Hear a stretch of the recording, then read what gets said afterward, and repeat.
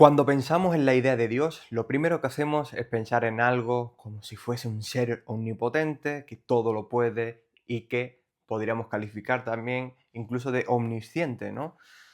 De alguna manera, esa percepción que tenemos de Dios no solo viene definida mediante las definiciones que dan cada una de las religiones, pero hoy vamos a estudiar lo que sería el origen del universo para este filósofo, llamado Anaximandro, procedente de Mileto, al igual que su compañero Tales de Mileto. Estos son considerados algunos de los filósofos de la naturaleza, o los llamados filósofos presocráticos. Estos filósofos reflexionan acerca del origen del universo. En este caso, Anaximandro reflexiona sobre el concepto del universo y lo llama to apeiron, que sería una traducción algo así como lo indefinido, ¿no? Lo indefinido sería el origen del universo. Evidentemente, estas concepciones nos dan intuiciones acerca de lo que nosotros podríamos llamar Dios. El origen del universo viene a ser lo indefinido, lo eterno, lo que no cabe en unos límites, por lo que nosotros podríamos hacer algunas reflexiones acerca de esto.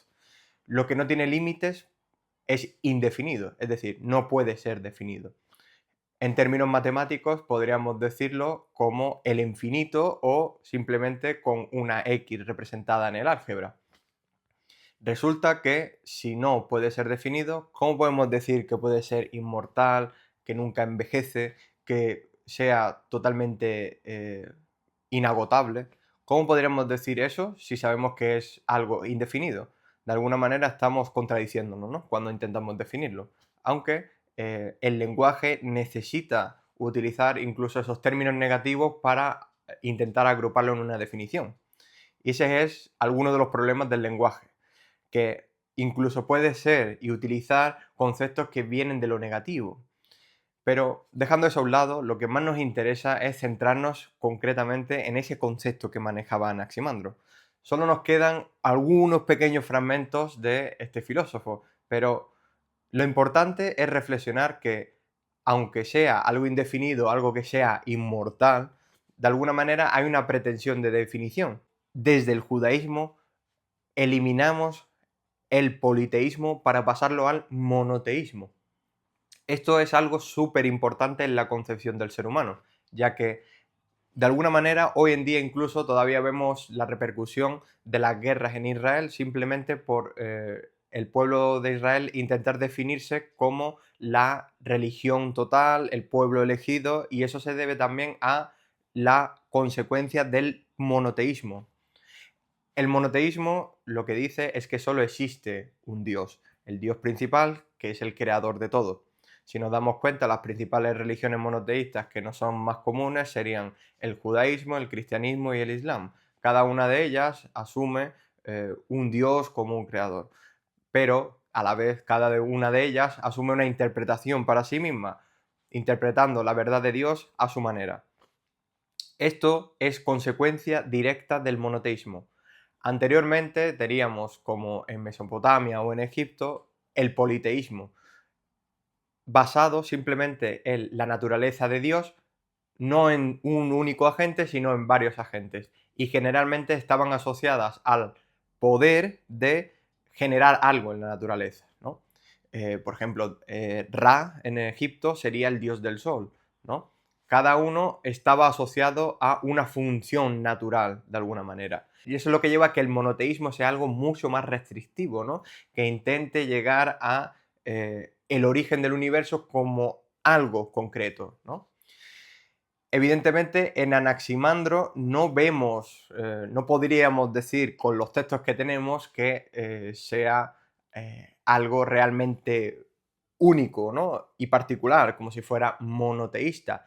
Pero sí es verdad que vemos como que solo hay un origen, ¿no? De alguna manera, podríamos decir que hay una causa general del mundo y esa causa puede ser una, ¿no? Porque según las definiciones de los fragmentos que tenemos es inmortal, eterna y nunca envejece, ¿no? Esos es algunos de los fragmentos que tenemos concretamente. Entonces, de alguna manera debe ser una, ¿no? No puede ser algo plural, que tenga varias sustancias, ¿no? En uno de los fragmentos que conservamos de Anaximandro vemos que dice concretamente lo siguiente acerca de ese apeiron, ¿no? Dice que lo abarca todo y todo lo gobierna. En ese sentido, vemos una de las primeras definiciones de Dios asociadas al poder. Evidentemente, al ser inmortal, al ser eterno, ¿no? Es una definición que por sí misma nos da intuiciones de que es superior al ser humano, ya que el ser humano es finito debido a que nacemos y morimos.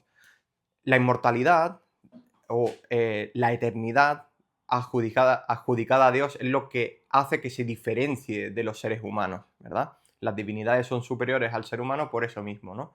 Pero realmente me gustaría incidir sobre todo a el todo lo gobierna, ¿no?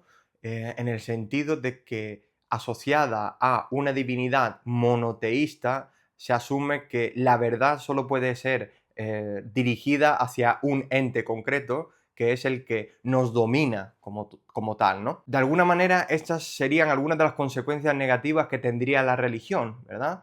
En el sentido de que puede llegar a entenderse como una relación de dominio sobre nosotros y sobre el mundo.